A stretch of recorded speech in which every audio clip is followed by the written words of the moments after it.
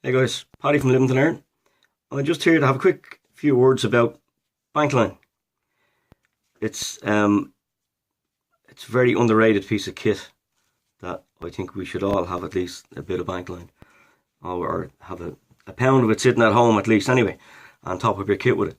Well, we don't want to be carrying around probably a small Coke bottle size when this is full of Bankline. But maybe you do. Maybe it's worth doing it. But there's loads of different ways that I like to carry it. I like to carry it and use it a couple of purposes. Recently I was at a camp and I put my plastic bottle too close to the fire. As you can see, lovely shape there now. I know it's mine. And a little bit of a burn, and there was an attachment thing that holds the lid on, obviously to stop you losing your lid. And that got burnt off, so hence the old reliable bit of Bankline on, won't lose it. Also, I put an extra bit on to just have it around it in case you need to hang your bottle, or this is your clean bottle, so if you're going to be throwing your clean bottle into a river, you put a weight in the end of it and you should catch some water if the riverbank edge is dodgy and you can't get at it. Anyway, that's that, and a couple of little purposes I use it for as well is the other things that I always like to keep at least a couple of meters of it hanging around me somewhere, or in my kit, or wrapped around something. And I did find that useful a couple of nights ago as well. I have my tarp, and I didn't realise that I had no ridge line in the tarp.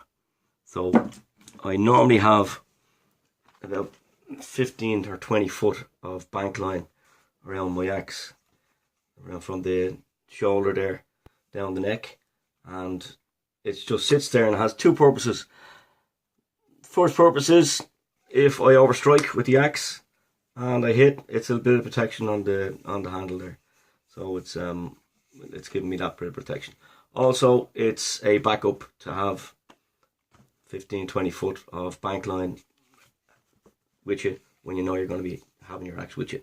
So I did fall back to using that, and it worked brilliantly. I had enough to make a ridge line for the tarp, and I was happy, and it proved to me that it's an exercise well worth doing. Now I want to show you just the way I apply it onto this. We've done this, you can apply it to anything. You see guys with neck knives and they have it around, or if they have an elders or a small sheet that they can wrap it around it and hang it around the neck. It's the same application to use. The Bankline I like to use is number 36 Bankline, and you get it in a pound roll, they call it. My good buddy John Bishop sent me over this from the States, and I don't know whether it's the Self-Reliance outfit or something, Pathfinders, but this one it's 340 pound breaking strain on it anyway, and 470 foot of Bankline, which it's lasting me ages, and I must actually get him to send me over another pound of that. It's good to have. There's couple of different types. There's the braided one, and there is the twisted one. Now it's a 3-strand. I'll just give you a quick look. 3-strand, and it's 3-strand because it's obviously 3 strands. Now there is a couple of things you can use this for, of course. You can strip it if you want it and have your emergency clothing or tent repair or canvas roll repair, whatever you need to repair. You can stick that through a sail needle, and that is very strong. Obviously it's going to be, if it's 1/3 stripped, it's going to be 1/3 of the strength, but it's going to stand into that. You can use that for fishing line as well, nice handy little fishing line, or for any other purpose like that if you want to strip it down. The braided one is harder to take apart, I do believe, and that's why it's probably better to get the twisted if you can. It's manufactured, as far as I know, in the States, and it's tar dipped. Now tar dip doesn't mean that it's just going to take flight. It's a nylon-y material. This one I have here, you stick a match to it and it'll burn like nylon or plastic string. So just be careful of that. Don't go testing it out and that. You could use it for an emergency torch if you wanted to have it wrapped around a piece of wood, and you could get a good bit of burning time out of that.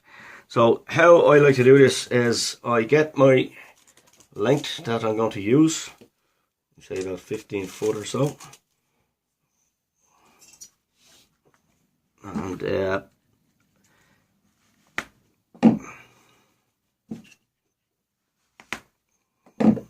sharpen that bloody knife. Now, I'll give you a look. This could be quite awkward now because I have to stand the camera up on this thing here. Sorry, the phone. You know, not as fancy. So, we loop. We get our loop like so.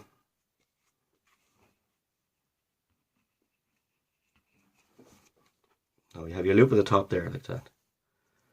And you have it running down to where you want to finish. I'll just get down to the second notch here.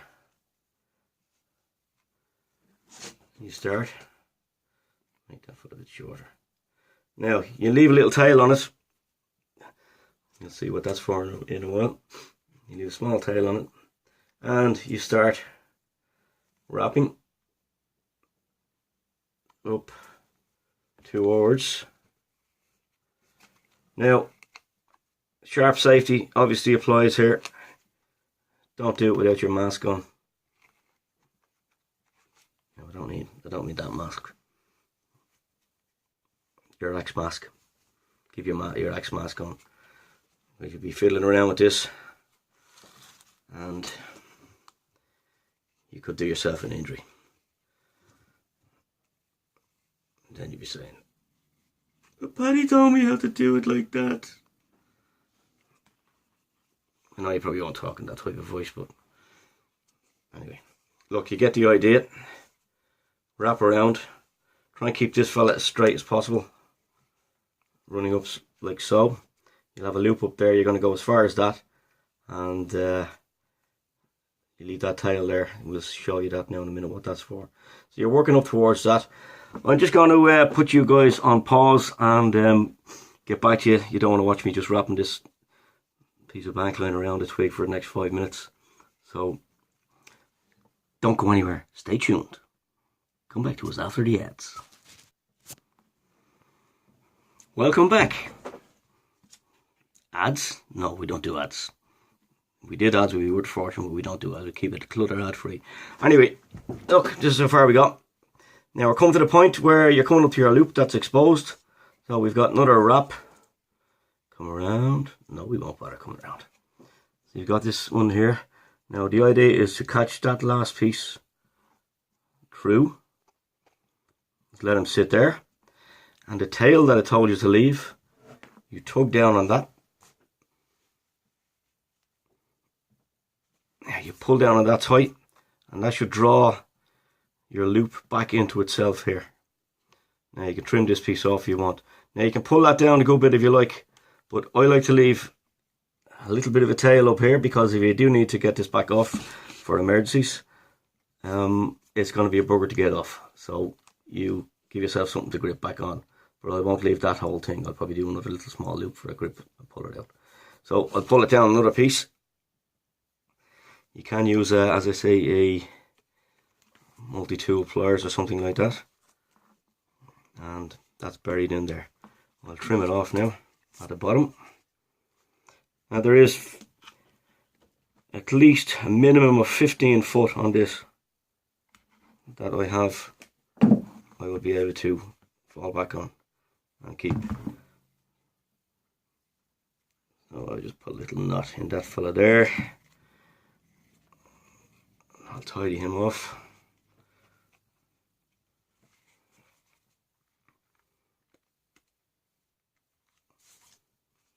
And Bob's your mammy's brother. So there. Now you can trim that off there as well if you want to. If you want to tidy, you will be able to get it off with a little bit of effort. And that's that.